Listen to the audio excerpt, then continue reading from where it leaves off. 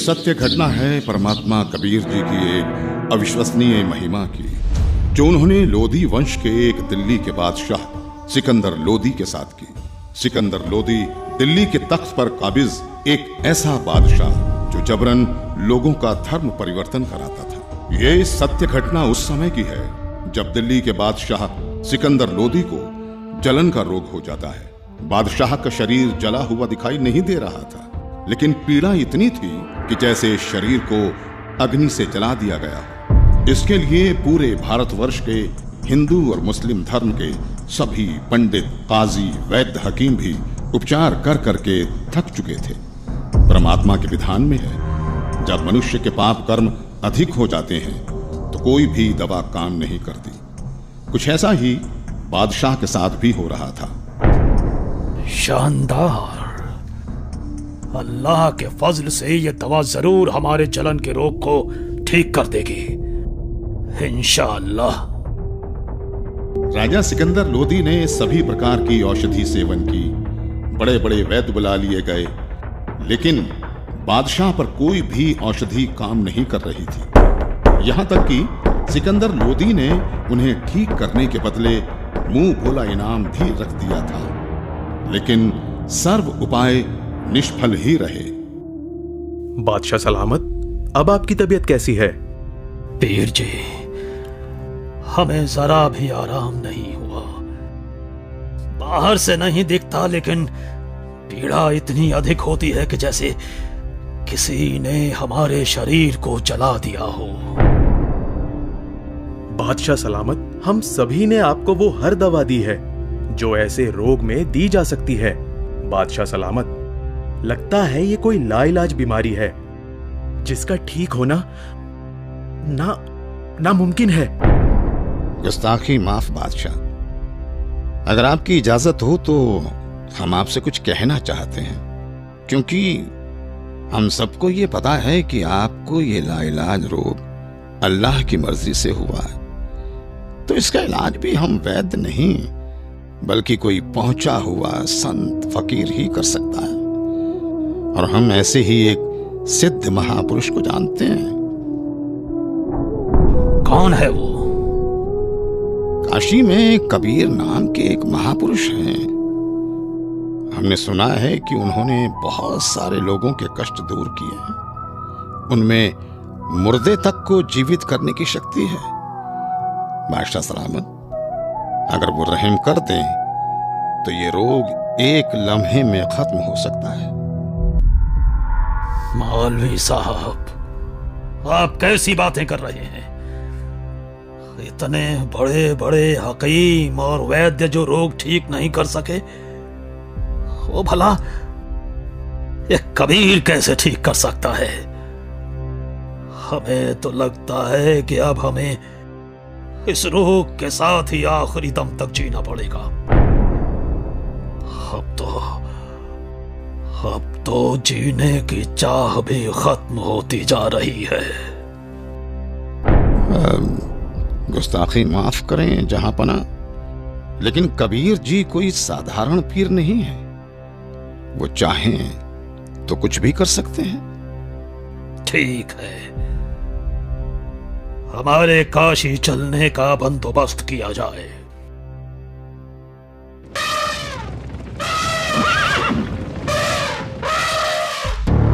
काशी नरेश महाराज वीर देव सिंह बघेल की जय हो। कहो दूत, क्या संदेश लाए हो? काशी नरेश, बादशाह सिकंदर लोधी इस समय अपने जलन के रोग के कारण बहुत परेशान हैं। उन्हें बताया गया है कि यहाँ कबीर नाम के एक महापुरुष हैं जो बादशाह के जलन के रोग को ठीक कर सकते हैं। इसीलिए बादशाह जल्दी ही काशी पधारने वाले हैं। ठीक है, संदेश भिजवा दीजिए। हमें बादशाह के आने का इंतजार रहेगा। महामंत्री जी, बादशाह के स्वागत की तैयारी की जाए। जी महाराज।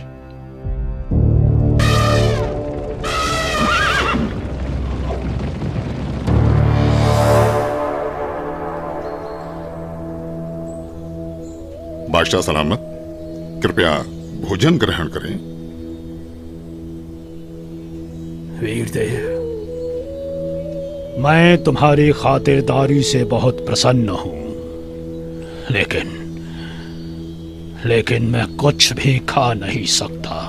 मैं अपने जलन के रोग से बहुत ज्यादा परेशान हूं। इस समय पूरे जहां में हमसे ज्यादा दुखी कोई नहीं। मुझे मालूम हुआ है कि यहाँ काशी में कबीर नाम के कोई संत हैं। आप उनके बारे में जरूर जानते होंगे, इसलिए मेरी ख्वाहिश है कि आप हमें कबीर जी से मिलवाओ। सुना है इस पृथ्वी पर केवल वही एक हैं जो मेरे इस रोग को ठीक कर सकते हैं, वरना अब केवल आत्महत्या करना ही बाकी रह गया है। बादशाह सलामत, अब आप बिल्कुल ठीक जगह आ गए हैं। निश्चय ही अब आपका जलन का रोग ठीक हो जाएगा। ऐसी क्या खास बात है उन कबीर में, वीरदेव? हे दिल्ली के सम्राट, कबीर जी कोई साधारण व्यक्ति नहीं है, बल्कि भगवान खुद ही कबीर जी के रूप में आए हैं। यदि कबीर देव जी की दया दृष्टि हो गई तो समझो आपका कष्ट हमेशा हमेशा के लिए दूर हो जाएगा। इंशाअल्लाह। वीरदेव, अगर ऐसा है तो जल्द से जल्द उस संत को हमारे पास लाया जाए। आपका आदेश सर आंखों पर बादशाह सलामत। लेकिन मेरी अर्ज है आपसे। बेफिक्र होकर कहो। बादशाह, कहते हैं कि संत को कभी आदेश देकर नहीं बुलाना चाहिए, और कबीर प्रभु जी तो संतों के संत हैं। फिर भी यदि हम उन्हें आदेश देकर बुलवा भी लें और उन्होंने आपके रोग को दूर करने की कृपा ही नहीं की, तो फिर उनका आना ना आना एक समान होगा। आप दिल्ली के सम्राट हैं, किंतु बादशाह, मेरे हिसाब से कबीर परमेश्वर जी को बुलाने की बजाय खुद चलकर उनके द्वार पर जाना चाहिए। उनके आगे नतमस्तक होना चाहिए, तभी संत प्रसन्न होकर अपनी कृपा बरसाते हैं। इसलिए मेरा अनुरोध है कि हमें खुद ही कबीर प्रभु के पास चलना चाहिए। बाकी आप जैसा आदेश दें।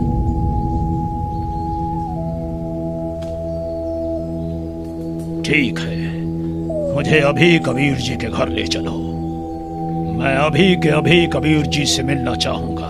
बादशाह सलामत, कबीर प्रभु जी रोज शाम को अपने गुरु रामानंद जी के पास जाते हैं, जहां वो सभी भक्तों के साथ मिलकर आरती किया करते हैं। अभी हमें श्री रामानंद जी के आश्रम ही चलना होगा। इंशाअल्लाह। हे परवरदिगार, लाज रखना। आपके दर्शनार्थ आश्रम की ओर निकल तो पड़े हैं, किंतु वहां तो स्वामी जी ने मुसलमानों का अंदर जाना वर्जित किया हुआ है। दया करना भगवान।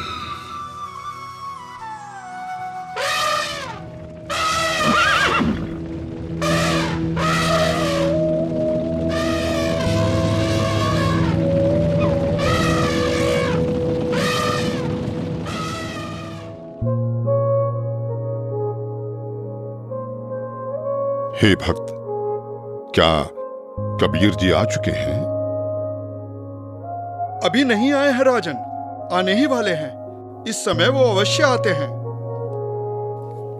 कोई बात नहीं वीरदेव, चलो अंदर आश्रम में बैठकर कुछ देर इंतजार कर लेते हैं।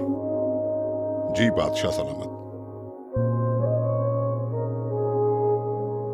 भगत जी, एक बार आप स्वामी रामानंद जी से आज्ञा लेकर आइए कि दिल्ली के बादशाह सिकंदर लोदी आए हैं, आपके दर्शन करना चाहते हैं और कबीर जी से मिलना चाहते हैं। कबीर जी आए तब तक यहां आश्रम में कुछ देर आपके पास बैठना चाहते हैं।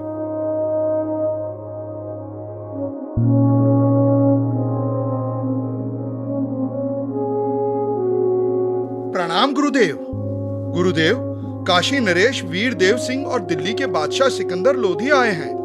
उनको कबीर जी से मिलना है। उनके आने तक वो आश्रम में बैठकर इंतजार करना चाहते हैं। क्या कहा? सिकंदर लोधी?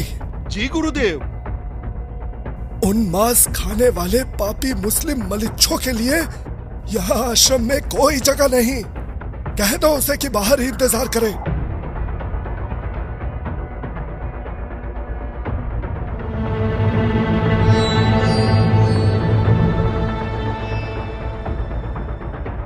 हे राजन, स्वामी जी ने बादशाह को अंदर आने से मना कर दिया है। मुसलमानों का आश्रम में प्रवेश निषेध है। हम मलेच्छ हैं तो कौड़ी का ऋषि अगर हमें ऐसा कह सकता है, दिल्ली के बादशाह को ऐसा कह सकता है, तो आम मुसलमानों को तो न जाने क्या क्या कहता होगा। माफ करें, पर आप अंदर नहीं जा सकते। बादशाह शांत हो जाइए, रुक जाइए। हटो यहां से।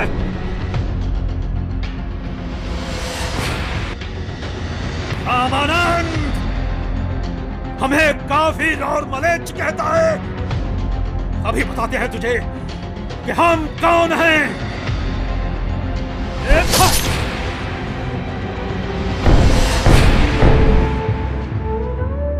हे कबीर प्रभु, ये क्या किया आपने? अनर्थ हो गया बादशाह सलामत, अनर्थ हो गया।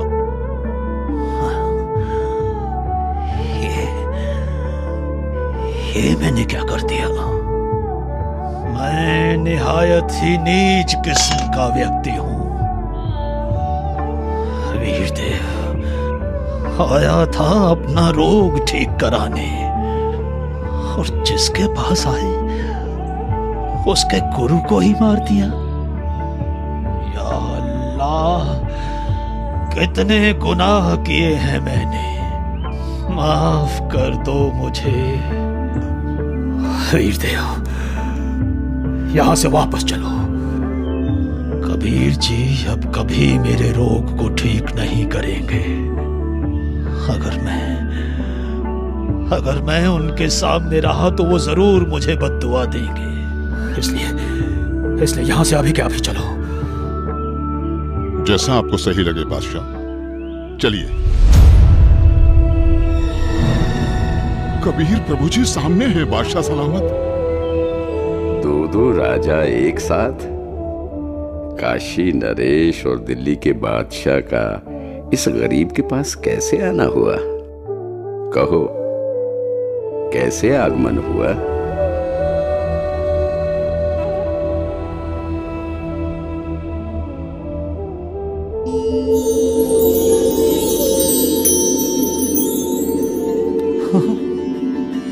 मेरी जलन, मेरी जलन तो ठीक हो गई।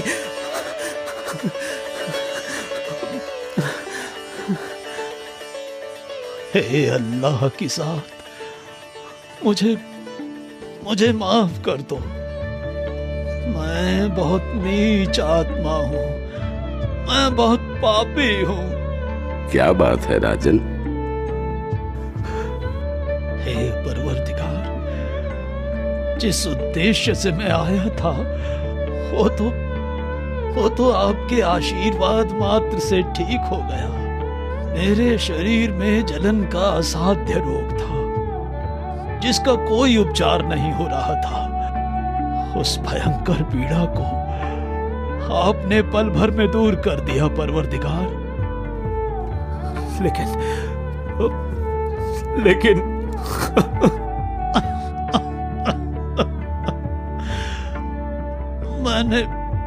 मैंने एक जुल्म कर दिया। मुझे माफ कर दो परवरदिगार, मुझे माफ कर दो। आप इतने दुख से भरे हुए और डरे हुए क्यों हैं? भगवान, हमें माफ कर दो मुझे। ठीक है, मैंने माफ किया। नहीं परवरदिगार, आप मुझे माफ नहीं करेंगे। राजन, आप व्यर्थ में व्याकुल ना हो। मैंने आपको माफ कर दिया। बताओ क्या हुआ? मुझसे एक निहायत ही बड़ा अपराध हो गया है। अगर आप उस अपराध को सुनेंगे तो आप मुझसे खफा होकर मुझे बद्दुआ देंगे और मैं फिर से वैसा ही हो जाऊंगा जैसा यहाँ आया था। इसलिए मैं खौफजदा हूँ। आखिर ऐसा क्या हुआ है बादशाह? रामानंद जी ने काफी तीखे अल्फाज बोले और मेरे पर पहले से ही बादशाह होने का नशा हावी था। मुझे गुस्सा आ गया और मुझसे उनकी हत्या करने का अपराध हो गया। मालिक, आप तो खुद ही अल्लाह की जात हो, सबके जहन की बात जानते हो। बादशाह, सच तो ये है कि कोई किसी को नहीं मारता। स्वामी जी की मौत आज होनी थी और आपके हाथों से ही होनी थी, ये पहले से ही निश्चित था। कोई बात नहीं, मन को दुखी मत करो। जो होना निश्चित था हो गया, लेकिन अब ऐसे मत जाना। स्वामी रामानंद जी का अंतिम संस्कार करवाकर ही वापस जाना, नहीं तो प्रजा आपको बहुत बुरा भला कहेगी।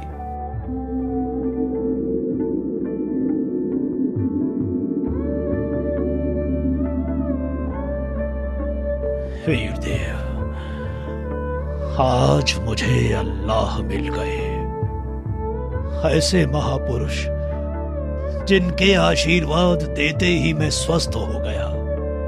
और मैंने इतना जुल्म किया, फिर भी उन्होंने मुझ पर गुस्सा तक नहीं किया। राजा ने ये क्या किया? अनर्थ हो गया।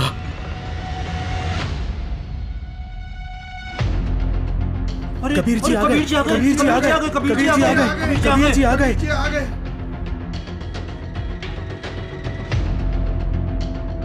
हे भगवान, सिकंदर लोधी ने अपने गुरुदेव की हत्या कर दी। अरे नादानो, कोई किसी को नहीं मारता। अपने गुरुदेव के प्रारब्ध में था इनके हाथों मरना, नहीं तो कहां सिकंदर लोधी बादशाह दिल्ली से चलकर यहाँ अपने आश्रम में आए। इनका तो कोई मतलब ही नहीं बनता यहाँ आने का। भक्तों, अपने गुरुदेव जी का संस्कार इन्हीं के हाथों मरने का था। अरे, ये तो फिर से आ गया। अब ये क्या करेगा? गुरुदेव, आरती का समय हो गया। आपके सारे भक्त आपकी प्रतीक्षा कर रहे हैं। उठिए गुरुदेव। हे भगवान, हे गुरुदेव, यहां आपके बच्चे खड़े हैं।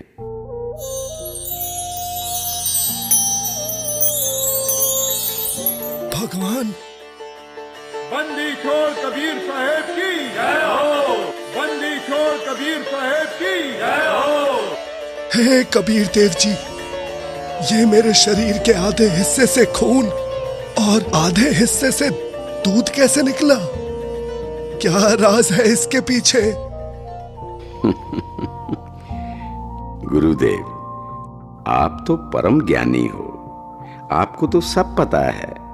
आप तो बस मुझे महिमा देना चाहते हैं, इसलिए आप मुझसे ये प्रश्न कर रहे हैं। गुरुदेव, आपने अपने इस दास कबीर को गुरु मंत्र देकर हिंदुओं से तो छुआछूत की बुराई को दूर कर दिया, लेकिन मुसलमानों से आप अभी भी नफरत करते हैं। गुरुदेव, कोई भी जाति, धर्म, मजहब बुरा नहीं होता। लोग बुरे हो सकते हैं, हम उन्हें सही रास्ते पर ले जाने ही आए हैं। हम उनकी बुराई को दूर करेंगे, ना कि उन्हें खुद से दूर करेंगे।